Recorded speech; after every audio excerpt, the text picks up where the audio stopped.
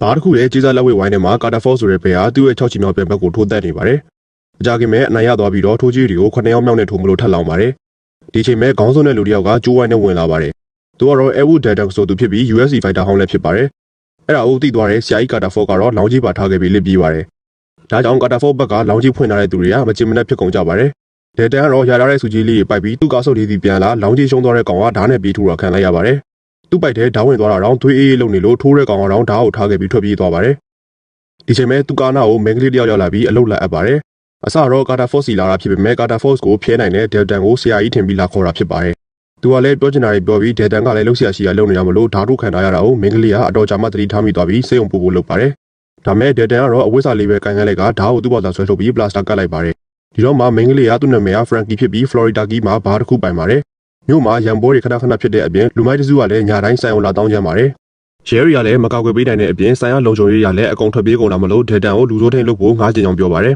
။အလုပ်ကိုသဘောတူရင်တစ်ပတ်ကို$9000ပေးမှဖြစ်ပြီးဒီကားဆိုလေးကိုလဲလို့ရတာပေါ့ဆိုတော့ဒေတန်ကဒီကားဆိုလေးကိုပဲသဘောကျရလို့ပြန်ဖြေပါတယ်။ဆက်သွယ်ဖို့ဖုန်းနံပါတ်တောင်းတော့လဲဖုန်းမရှိဘူးဆိုလို့ဖရန်ကီကသူ့လိပ်စာကတ်ကိုပဲကားပေါ်မှာအတင်းတင်ပေးလိုက်ရပါတယ်။ဒီလိုနဲ့လမ်းပေါ်မှာလေလွင့်ပြီးရှောင်းမောင်းနေတော့တနေရာအရောက်မှာရထားတစ်စီးကသူ့ရှိရဖြတ်မောင်းမှမလို့လမ်းပိတ်တာခံလိုက်ရပါတယ်။ဒါနဲ့ဒေတန်လည်းမိရထားလမ်းမောကားတက်ရက်လိုက်ပြီးအနာကလာမှမောင်းပေမဲ့ကားဆက်ကနှိုးမရဖြစ်နေလို့အသက်မတည်ပဲလက်မတင်နေလို့သွားပါတယ်။ဒါပဲသူကားလေးကတော့အနောက်ချမ်းမရှိတော့တာမလို့အရှိချမ်းအားဖရန်ကီရဲ့လိပ်စာကက်စီပဲမျက်စိရောက်သွားပါတယ်။လူနဲ့ပဲဒေတန်လည်းဖလော်ရီဒါကီကိုရောက်သွားပါတယ်။ရောက်ချင်း Glassbow ဆိုတဲ့ဆိုင်ရာချာလီဆိုတဲ့ကောင်မလေးကမိတ်လာဖွဲ့ပြီးကြော်တော်ဖြစ်နေတဲ့သူ့ကိုလမ်းညွှန်စာကိုလက်ဆောင်ပေးလိုက်ပါတယ်။ဒီကိုဘာလာလောက်တာလဲဆိုတော့ဒေတန်ကဘားတစ်ခုကရန်သူတွေကိုလာနိုင်နေတာလို့ပြန်ဖြေပါတယ်။ဒါနဲ့ချာလီလည်းကောင်းမွန်ဇလန်းတွေရလို့သူရဲကောင်းလားဆိုပြီးပြန်စပါတယ်။မကြခင်မှာပဲအထက်ကနေချာလီရဲ့အဖေထွက်လာပြီးအကျိုးကြောင့်ပြီးတော့ဒေတန်က Row House ကိုသွားချင်တာဆိုပေမဲ့ဆိုင်နာမည်မသိဘူးဆိုလို့ချာလီအဖေကပဲဒီမျိုးရဲ့တခုတည်းသော Row House ကဆိုင်နာမည်ကို Row House လို့ပဲပြန်ပေးထားတာဆိုပြီးလမ်းညွှန်ပေးလိုက်ပါတယ်။ဒီလိုနဲ့ဒေတန်လည်း Row House ကိုရောက်လာပါတယ်။ရောက်တာနဲ့ကော်ဖီတစ်ခွက်မှာပြီးဆိုင်ချင်းတွေကိုပတ်ကြည့်နေတော့ကောက်လေးတယောက်ကသူ့ပရိသတ်ပါဆိုပြီးလာမိတ်ဆက်ပါတယ်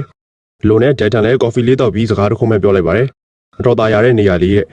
့ဒီလိုပြောပြီးညာလေးယောက်ကောဆိုင်မှာလာတော့တဲ့ဘဲစားချကြပါတယ်။ကောင်သားကောင်လေးကရန်ပြစ်နေတဲ့သူတွေကိုအတင်းဆွဲထုတ်နေတော့ဒေတန်ကတော့ AC ပဲထိုင်နေပါတယ်။တော်တော်ကြာတော့ဆိုင်ကယ်နဲ့လူစုရောက်လာပြီးဆိုင်ရပစ္စည်းတွေကိုစတင်ဖျက်ဆီးပါတယ်။ဝင်တားတဲ့ကောင်သားကောင်လေးကိုလည်းမျက်ကွင်းတစ်ဖက်ထက်ညုံပဲပြောနေတော့ဒေတန်လည်းဝင်ရှင်းပါတော့တယ်။စကားအေးဆေးပြောချင်လို့ဆိုင်မြေုံလိုက်ခဲ့ပါဆိုတော့တစ်ဖက်ကလူမိုက်တွေကမလိုက်နိုင်ကြောင်ပြောပါတယ်။ဒါနဲ့ဒေတန်လည်းအပြင်ကဆိုင်ကယ်တွေကမင်းတို့ဟာလားဆိုတော့အဖွဲတွေကမိုးဆိုတဲ့ဘဲကဟုတ်ကြောင်နဲ့ညာဘက်အစုံဆုံးကသူ့ဟာလို့ပြန်ဖြစ်ပေးလိုက်ပါတယ်။ဒါနဲ့ဒေတန်လည်းအပြင်ထွက်သွားတော့လူမိုက်တွေလည်းအနောက်ကလိုက်လာရပါတယ်။ဒီတော့မှဒေတန်ကအေးဆေးထွက်သွားဖို့တောင်းဆိုပါတယ်။ဒါမဲ့လူမိုက်ကောင်းဆောင်တဲ့ကထိုးမှန်ချိန်မှန်လုံနေတော့ဒေတန်လည်းအနားမှာဆေးရုံရှိလားဘာညာသိချောင်းကြုံပေးပါတယ်။အကုန်လုံးကအင်တာနက်လုံနေတော့မိုးကပဲကားနဲ့သွားရင်25မိနစ်လောက်ဆိုဆေးရုံတစ်ခုရောက်တယ်ဆိုပြီးဝင်ပြေးပေးလိုက်ပါတယ်။ဒီတော့မှဒေတန်လည်းခေါင်းဆောင်ကနေစပြီးတစ်ဖွဲ့လုံးကိုပါရိုက်ပြီးစားဆော်ပါတယ်။ဆော်လို့ပြီးတော့မှဖရန်ကီစီကကားငှပြီးအကုန်လုံးကိုသူကိုယ်တိုင်ဆေးရုံလိုက်ပို့ပေးပါတယ်။ဆေးရုံရောက်တော့သူ့ကြောင့်ဒဏ်ရာရကြတာကိုသိသွားတဲ့ဆရာဝန်မလေးကဒေတန်ကိုဘူးပြောလိုက်ပြောပါတယ်။ရဲတိုင်မဲ့တကားကားလုံးနေပြီးအခုလိုလူတွေကိုထိုးရတာဂုံယူလားဆိုတော့ဒေတန်ကအရင်ကဆိုရင်ပတ်စံမာရလို့ပို့ပြီးဂုံယူရလို့ပြန်ပြောပါတယ်။ဒါမဲ့ဘိုက်ကဓာတ်တန်ရာပြန်ထိလာလို့ဆရာဝန်မလေးအဲလီလည်းဒေတန်ကိုပါဆေးခေါ်ကူလိုက်ရပါတယ်။ဒေတန်ကဒဏ်ရာကိုမမှုတဲ့အပြင်အခြားဒဏ်ရာတွေပါရှိနေတော့ဆရာဝန်မလေးကရန်ဖြစ်ရင်အမြဲနိုင်လားဆိုတော့ဒေတန်ကဘယ်ယောက်ျားလေးမှပွဲရဲမနိုင်ဘူးဆိုပြီးပြန်ဖြေပါတယ်။ပြီးရတဲ့ဆေးရုံအပြင်ပြန်ထွက်လာတော့ဒူရစုကသူ့ကိုကားပေါ်ကနေစောင့်ကြည့်နေပါတယ်။ဒီအချိန်ဘာမှတော့ဒေတန်ရဲ့ထိုးချက်တွေကိုစမှုတ်ပြန်နေကြပါတယ်။ဖရန်ကီကလည်းတပတ်စာလာစာအပြင်သူနေဖို့အတွက်ဟိုတယ်ပါရှာပေးထားတယ်ဆိုတော့ဒေတန်ကသူတွေ့ခဲ့တဲ့လှေအစုပ်ကြီးကိုပဲတောင်းဝယ်ပြီးနေမယ်လို့ပြောပါတယ်။ဒါပေမဲ့အဲ့လေကလည်းဖရန်ကီတို့အပိုင်ဖြစ်နေတော့ဒေတန်ကိုဒီတိုင်းပေးနေလိုက်ပြီးဒီကြောင့်အန်နီကိုတော့ဂယူးဆိုင်ဖို့မှာလိုက်ပါတယ်။ဒီလိုနဲ့ဒေတန်လည်းသူ့အရင် UFC Fighter ဖြစ်ခဲ့တော့အကြောင်းကိုအိမ်မက်မက်ရင်နဲ့လန်နိုးလာပါတယ်။လုံနိုးချင်းဘာကောင်မလေးကသူစားဖို့မုတ်တွေလာဖို့ပေးပါတယ်။ပြီးတော့အရင်ကလုံချိုရေးလာလို့ပေးတဲ့သူတွေက2ရက်3ရက်လောက်ဆိုရင်ပြန်ပြေးကုန်လာမလို့ဒေတန်ကတော့အဲ့လိုမဖြစ်စေချင်ကြောင်းပြောပါတယ်။ဒီလိုနဲ့ဒေတန်လည်းအစားအသောက်အတွက်ကျေးဇူးတင်လိုက်ပြီးမြို့ထဲသွားတော့သူ့ကိုလူတိုင်းအားနားနှုတ်ဆက်ကြပါတယ်။ဒေတန်ကလည်း Glassbow ဆိုင်အောင်သွားပြီးကွန်ပျူတာသွားသုံးပါတယ်။ချာလီကလည်းသူ့အကြောင်းကိုစာအုပ်ရေးထားတာရှိတယ်ဆိုပြီးစတွေ့တော့ကဒေတန်ပြောခဲ့တဲ့ဘာကိုလာဆောင်ချောက်တာဆိုတဲ့စကားကြောင့်ဒေတန်ကိုစာအုပ်ထဲဆက်ကောင်နဲ့စနေပါတယ်။ဒီချိန်မှာပဲညတော့ကဒေတန်ကျွေးလိုက်တဲ့တရားကောင်တွေဆိုင်ပြမှာလာတောင်းကျမ်းနေကြလို့ချာလီလည်းဒုတ်ကံပြီးထွက်မောင်းပါတယ်။ဒါမဲ့ချာလီကိုဂယူးမဆိုင်ပဲပြန်စနေလို့ဒေတန်လည်းမျက်နှာထွက်ပြလိုက်တော့မှထွက်ပြေးသွားကြပါတယ်။ဒီတော့မှဒေတန်လည်းချာလီကိုအဖေပဲသွားလဲဆိုတော့အခြားအလုပ်မှလို့ပြေးပါတယ်။ဒီစာအုပ်ဆိုင်ကအမေဖြစ်သူရဲ့စိတ်ကူးဖြစ်ပြီးအမေကတော့မနှစ်ကပဲဆုံးသွားပြီလို့ပြန်ပြောပါတယ်။ပြီးရတဲ့ဒေတန်လည်းအလုပ်ကိုသွားပြီးသူ့ကိုတစ်မျိုးလုံးကတည်နေတာမလို့ထူးဆန်းနေကြောင်းပြောတော့ဖရန်ကီကဒါမျိုးဝဲထုံးစံမေလို့ပြန်ပြောပါတယ်။ဒီချိန်မှာမစ္စတာဘီလို့ခေါ်တဲ့ဘဲကအပျော်စီးရွက်လီပေါ်မှာကိုပိုင်စမ်းသားစရာနဲ့မိုးစင်မွေရိတ်နေပါတယ်။ဒေတန်ထိုးလိုက်တဲ့သူတွေကလည်းသူ့တပည့်တွေဖြစ်ပြီးဘိုးအားထိခိုက်မိမှာဆိုလို့ကန်ဆာရောက်မှမိုးစရိတ်ခိုင်းပါတယ်။ဒါမဲ့မစ္စတာဘီကတော့ကပတိန်ကိုဖြည်းဖြည်းမှမှုပဲပြောပြီးမိုးစရိတ်ခိုင်းရင်သတင်းချင်တွေကိုမေးပါတယ်။ဒါနဲ့တပည့်တွေကလည်းဒေတန်ဆိုတဲ့ဘဲကသူတို့ဝင်ရှုံနေကြောင်းပြောတော့မစ္စတာဘီကသူ့ရဲ့အားကိုးရတဲ့တပည့်ကြီးဒန်နဲ့တွေ့ကြကြောင်းပြောပါတယ်။ ဒါမဲ့အိုက်ဘဲကိုရိုင်းကဒေတန်ကြောင့်ဆေးရုံရောက်နေတာကိုကြားလိုက်ရတဲ့အပြင်ဓာတ်ပါထိသွားတာမလို့မစ္စတာဘီလည်းဒေါသထွက်သွားပါတယ်ဒါမဲ့စန်တာဆီယာကိုတော့သူဘာမှမဖြစ်ကြောင်းနဲ့စိတ်မဆိုးကြောင်းပြောပြီးဆက်လုပ်ခိုင်းပါတယ်ပြီးရနဲ့ပြောစရာရှိရတွေဆက်ပြောနေတော့ဓာတ်ထက်ထိပါတယ်ဒါနဲ့စန်တာဆီယာကိုအေးဆေးလို့ဖို့နောက်ဆုံးအနေနဲ့သတိပေးလိုက်ပါတယ်ပြီးရနဲ့လက်စွာနေတဲ့ဒေတန်ကြောင့်ပြီးတော့သူတပည့်တွေကအမွှန်းတင်ပြီးပြန်ဖြစ်နေတဲ့အပြင် Row House ကိုတိတ်ကျင်တဲ့အကြောင်းမှမေးလာလို့မစ္စတာဘီလည်းနှစ်ကောင်လုံးကိုအိမ်ရင်ပြန်ထုတ်လိုက်ပြီးခဏနေသူလိုက်လာမယ်လို့မှားလိုက်ပါတ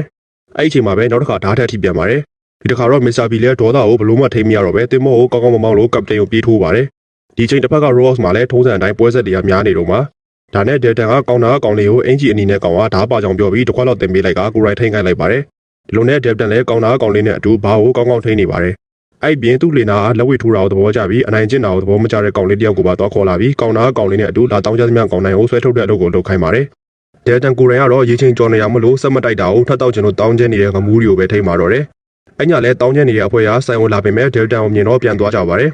ဒေတန်ကလည်းသူ့ရဲ့တစ်ချိန်လုံးကအတိတ်ကိုခဏခဏအိမ်မက်မှတ်ပါတယ်ဒီလိုနဲ့ပဲနိုးလာပြီးမြို့ထဲမှာမနှက်စာသွားစားရင်သူကြောင်နေတဲ့ဆရာဝန်မလေးနဲ့ဆုံလို့စကားစမိပြောကြပါတယ်ဆရာဝန်မလေးကဒီမှာပဲကြီးပင်းလာသူမလို့ဒေတန်ကိုဒီမြို့အကြောင်းပြောပြပါတယ်ဥပဒေဆိုတာဒီမြို့မှာအရန်မထိရောက်တဲ့အတွက်တချို့လူတွေကသွားပြီးထိလို့မသိတဲ့အတဲ့ပါကြောင့်တတိပေးသွားပါတယ်ဒါရောက်တော့ဖရန်ကီကတပတ်စာရှင်းပေးပြီးဒီနေရာကိုစတင်တည်ထောင်ခဲ့တဲ့သူဦးလေးအကြောင်းပြောပြပါတယ်ဒီလိုနဲ့ညတော်နဲ့တော့မှအိမ်ပြန်တော့လမ်းမှာသူ့ကိုကားတစ်စီးကလိုက်တိုက်ပါတယ်ဒါမဲ့ဒေတန်ကအရှောက်တင်းကောင်းလို့ကားရောက်သူပါရေရဲပြုတ်ချသွားပေမဲ့ကားမောင်းတဲ့သူကတော့လူမိုက်အဖွဲ့ခေါင်းဆောင်ဒေတန်တီးလိုက်ရပါတယ်ဒီလိုနဲ့လီစီကိုပြန်လာတော့ကိစ္စမပြတ်သေးတဲ့ဒဲလည်းတနက်နဲ့ကြိုးဆောင်နေပြီးရှင်းဖို့လုပ်ပေမဲ့ဒေတန်ကပဲလက်ဦးပြီးဘေးပေါက်ကနေရေရဲပစ်ချလိုက်ပါတယ်ဒါမဲ့စကားစမိပြောနေတော့အနောက်ကနေမိချောင်းရောက်လာလို့ဒေတန်လည်းဆွဲတင်ပေးပေမဲ့လူမိုက်ခေါင်းဆောင်တရားတော့ကိစ္စတုံးသွားပါတယ်နောက်တစ်နေ့မှာတော့တက်ဆိုင်ရာတွေကအလောင်းလိုက်ရှာနေကြတော့လူတယောက်ကဒေတန်ကိုလာတွေ့ပြီးအဲ့အလောင်းကပြန်တွေ့မှမဟုတ်ကြောင်းပြောပါတ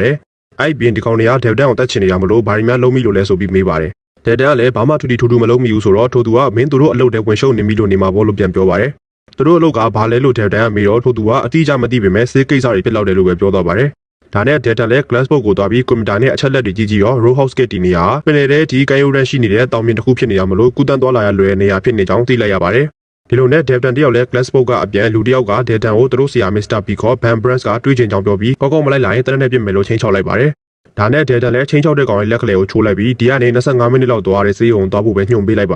ယ်ပြီးတော့သူတို့ဆရာ Van Brands ကိုလည်းသူ့ကိုတွေးချင် Row House ကိုလာခဲ့ဖို့ခေါ်ခဲ့ပါတယ်ပြီးရတဲ့ဒီကိစ္စကို Frankie ကိုအရေးအမှုပြောပြပေးမယ် Frankie ကတော့ဒီတိုင်းသူ့ကိုနှောက်ယှက်နေတဲ့အမှတ်နဲ့ Dev တည်သွားတာကိုသဘောတောင်ကျနေပါတယ်ဒီချိန်တစ်ဖက်က Van Brands ကိုသူ့တပည့်ရပြန်ရောက်လာပြီးအကျိုးကြောင့်ပြောပြနေတော့ထောင်ကျနေတဲ့ Van Brands ရဲ့အဖေထံကဖုန်းရောက်လာပါတယ်ဒါမဲ့ Van Brands ကတော့ဖုန်းမဖြေဘဲရေထဲကိုလွှတ်ပစ်လိုက်ပြီးသူ့ရဲ့ Grasky စီမံကိန်းကိုဝင်ဖျက်ချင်နေတဲ့ Dev ကိုရော Row House ကိုပါဒေါသတွေထွက်နေပါတယ်ဒီချိန်မှာပဲသူများမိန်းမနဲ့ခိုးအိမ်နေတာကိုယောက်ျားဖြစ်သူကမိသွားလို့ Knox ဆိုတဲ့ဘဲကအိမ်ပေါ်ကနေဖိနှုံးလုံးနဲ့ဆင်းလာပါတယ်ဒီအချိန်မှာချေတဲ့ဖုန်းလာလို့လက်ခံလိုက်တော့ Van Brands ရဲ့အဖေစီယာဖြစ်ပြီးကိစ္စတစ်ခုအတွက် Florida ကိုစေခိုင်းတာပါလူနဲ့ Knox လည်းသူကြိုက်တဲ့အင်ဂျီကိုရွေးပြီးတော့လူဝစ်တာစိုင်းနေပါမီးလောင်တဲ့အထိပါပဲအချိန်တစ်ဖက်မှာတော့ဆရာဝန်မလေးEllieကဒေတန်ကိုသူကြီးစားဟောင်းရဲ့တင်ပေါ်နဲ့တနေရာကိုသွားဖို့လာခေါ်ပါတယ်နေရာဆိုတာကတော့ပင်လယ်ထဲမှာတောင်ပြင်တစ်ခုလိုဖြစ်နေတဲ့နေရာဖြစ်ပြီးအဲ့နေရာမှာEllieကဒေတန်ရဲ့ဘဝအကြောင်းမေးတော့ဒေတန်ကထပြန်ဖို့လုပ်ပါတယ်Ellieကတေချာသိကျင်လို့မေးရဆိုတော့ဒေတန်ကသူကလူကောင်းတစ်ယောက်မဟုတ်လို့သူ့အကြောင်းမသိချင်မှနဲ့လို့ပဲပြန်ဖြေပါတယ်ဒါမဲ့Ellieကတော့သူနားလေပေးနေကြောင်းပြောပြီးနှစ်ယောက်သားအကျဉ်းသားတွေပေးနေချစ်သူဖြစ်သွားကြပါတယ်ဒီချိန်မှာဖလော်ရီဒါကိုအလန်းသားပြိုင်ကားကြီးနဲ့အတူခနော့ဖ်တောက်ရောက်လာပါတယ်။ရောက်ချင်းအိမ်ရှိရဆိုင်ငယ်တွေကိုကားနဲ့ဝင်တိုက်မိပြီးအထက်ရောက်တာနဲ့ဆန်ဝစ်တွေထက်လုခိုင်းပါတယ်။ Van Brands ကလူတွေကဘယ်ကောင်မှမသိလို့သွေးပေါင်ချိန်လိုက်ကြတာနောက်ဆုံးတော့ Knopf လက်ထဲပဲဆန်ဝစ်တွေရောက်သွားပြီးစက်သိမ်းသွားပါတယ်။ Van Brands လည်းရောက်လာတော့ Knopf ကမင်းဖေကလုခိုင်းလိုက်တာဆိုပြီးပါးကိုတစ်ချက်ရိုက်လိုက်ပါတယ်။ပြီးရတယ်သူ့တာဝန်ကဒေတန်ကိုတတ်ဖို့ပဲလို့ပြောတော့ Van Brands ကဒေတန်ကိုလူပုံထဲမှာတရက်နဲ့ပြတ်သက်တာတွေလုံးလို့မရတာမို့လို့အခုသူဖြည့်ရှင်းနေတာကိုတစ်ခါလောက်စောင့်ပြီးပါဆိုပြီးအချို့တတ်လိုက်ရပါတယ်။ဒီချိန်တစ်ဖက်မှာစော်နဲ့ကြည်နူးလာတဲ့ဒေတန်တယောက်ကလည်းလေစီပြောက်တော့ဒေသေဆုံးမှုကြောင့်ရဲတွေကသူ့ကိုလာခေါ်သွားပါတယ်ဒါတွေကိုမြင်လိုက်ရတဲ့ Ellie ကတော့တခုခုကိုစိုးရိမ်သွားပါတယ်။ထင်ထားတဲ့အတိုင်းပဲမျိုးအုပ်ဆိုသူကဒေတန်ကိုမျိုးကနေထွက်သွားဖို့အတွက်ချင်းချောက်ပါတယ်။မဟုတ်ရင်အမှုရအောင်ဆင်ပြီးဖမ်းမှာဖြစ်သလိုတပ်ပါတတ်နိုင်ကြောင်းပြောပါတယ်။ဒေတန်ကလည်းပမာမခန့်ပြန်လုပ်နေတော့မျိုးအုပ်ကလည်းသူ့လူတွေနဲ့ဝိုင်းထိုးပြီးတနက်နဲ့ပြစ်ဖို့လုပ်ပါတယ်။ဒီချိန်မှာ Ellie ရောက်လာပြီးမျိုးအုပ်ကိုပါရိုက်ပြီးဒေတန်ကိုခက်တင်သွားပါတယ်။တကယ်တော့မျိုးအုပ်ဆိုသူကသူ့အဖေဖြစ်ပြီးသူနဲ့သူ့အမေဟာကြီးကနေပြောင်းသွားခဲ့ကြတာဖြစ်ကြောင်းပြောပါတယ်။အခုဒေတန်နဲ့ရင်ဆိုင်နေရတဲ့ Van Brands ဆိုတာက Gerald Brand ရဲ့သားဖြစ်ပြီးသူ့အဖေကမျိုးအတွက်အကြောင်းပြပြီးစီးပွားရေးနဲ့အတူမွေးရစေတွေလုပ်ခဲ့လို့လက်ရှိမှာထောင်ချနေကြောင်းနဲ့သူမရဲ့အဖေကလည်း Gerald Brand ရဲ့လူယုံမှုလို့အခုလည်းသူသား Van Brands နဲ့အလုပ်လုပ်နေတာဖြစ်နိုင်ကြောင်းပြောပြပါတယ်။ဒီချိန်မှာပဲ Van Brands ရဲ့လူယုံက Glassbook ကိုမီးရှို့ဖို့ဝင်သွားတာမလို့ Charlie ရဲ့အဖေကပြေးဖို့ပြောပေမဲ့ Charlie ကတော့ Internet လုပ်နေပါတယ်။ဒီချိန်မှာတစ်ဖက်က Row House မှာလည်း Van Brands ရောက်လာပြီး Detan ကိုစကားလာပြောပါတယ်။ Detan ကတော့မင်းလည်းငါ့ကိုဒီမျိုးကနေမောင်းထုတ်ဖို့ပဲပြောမှာမလားဆိုတော့ Van Brands ကအဲ့ကိစ္စမဟုတ်ကြောင်းပြောပြီး YouTube ဗီဒီယိုလေးတစ်ပုဒ်ကိုပြပါတယ်။အဲ့ဗီဒီယိုကတော့ Detan အမြဲတမ်းအိမ်မက်မက်နေတဲ့ပွဲဖြစ်ပြီးပြန်ဘက်ကသူ့တငယ်ချင်းမှာ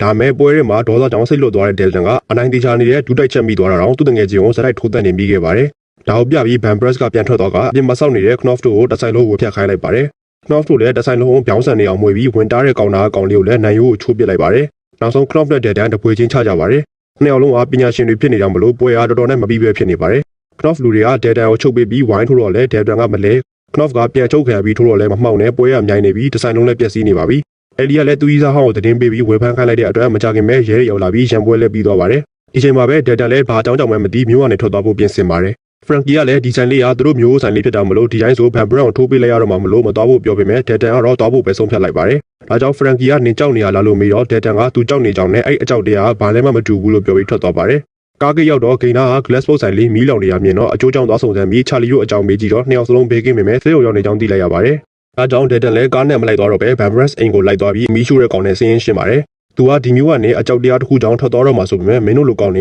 ဒါတွေကိုဖြစ်လောင်ဆွဲခေါ်နေရပဲဆိုပြီးသူကိုယ်တိုင်ကြောက်ရတဲ့သူ့ရဲ့ဒေါသစိတ်တွေကိုဖွင့်ထုတ်လိုက်ပါတယ်။ Van Brown ကလက်ရုံးကိုလည်းလေပင်ရုံချိုးပြီးတက်လိုက်ပါတယ်။လူနဲ့ပဲတစ်ဖွဲ့လုံးကိုရှင်းလိုက်တာမိုးတယောက်ပဲကြံသွားတော့တယ်။ဒီတော့မှမိုးကသူကဆိုင်ငယ်စီးကျင်ပေမဲ့တကောင်နဲ့မစီးကျင်လို့ဒီအဖွဲထဲဝင်မိတာဖြစ်ပြီးအေးဆေးသွားပါမယ်ဆိုပြီးဘေးကနေမောင်းထွက်သွားပါတယ်။မတော်ခင်မလက်ဖြတ်မလက်မှာပတ်စံလူနေတဲ့ Van Brown ကချီးကြတဲ့ငွေတွေရောက်လာမှမလို့ Harvest Scheme မှာတွားယူရမယ့်အကြောင်းပြောပြသွားပါတယ်။ဒါနဲ့ Dedan လည်းအလောင်းတွေကိုသူ့လေထဲမှာပဲရေခဲရိုက်ထားပြီးမနေ့ကမှငွေထုတ်တယ်လာတဲ့ရဲကိုသတိလစ်တော့ရိုက်ပြီးငွေထုတ်ကြီးကိုလမ်းကနေမှားလိုက်ပါတယ်။သူတက်ထားတဲ့အလောင်းတွေကိုလည်းတစ်ခါရဲတက်တည်တောက်လိုက်ပြီးရဲတွေကိုပြန်ပြီးသတင်းပေးလိုက်ပါတယ်။ပြီးရတဲ့အိတ်လုံးနဲ့ဘုံတွေထည့်နေတော့ Ellie ရဲ့အဖေမျိုးရောက်လာပြီးသူ့သမီးကို Van Brown ကပြန်ပေးဆွဲထားတဲ့အကြောင်းနဲ့ငွေတုံးနဲ့လာလဲဖို့ပြောသွားကြောင်းအကူကြီးလာတောင်းပါတယ်။ဒါနဲ့ Dedan လည်း Ellie ရီစာဟောရဲ့တင်မောကိုတောင်းပါပြီး Ellie ကိုကယ်ဖို့သွားပါတယ်။ Ellie ရီစာဟောကလည်းတရားစွဲမဲ့ဘာညာအော်နေပေမဲ့ခဏနေပြန်လာပြီးမယ်ဆိုလို့တားမရမဲ့အတူတူချစ်ရလေးတစ်ခုတောင်ထိမနာစီဖို့ပဲသတိပေးလိုက်ပါတယ်။ဒီချိန်ကန်းချိန်မှာအုံးရင်တော့ပြီးသူများကလူစီးလာတဲ့ Knopf ကလည်းအိမ်ကိုပြန်ရောက်လာပြီးသူ့လူတွေမရှိတော့လို့လိုက်ရှာနေပါတယ်။တစ်ဖက်က Dedan ကလည်း Brand ရဲ့ရွက်လီကြီးစီကိုရောက်လာပြီးသူ့လေကိုတိုင်မှာချိတ်လိုက်ပါတယ်။ဒါမဲ့ပတ်စံအိတ်ကတော့သူနဲ့ပါမလာဘူးဆိုလို့ Van Brown ကတပည့်ကထိုးလိုက်တာဘာဖြစ်သွားမှန်းတော့မသိလိုက်ရပါဘူး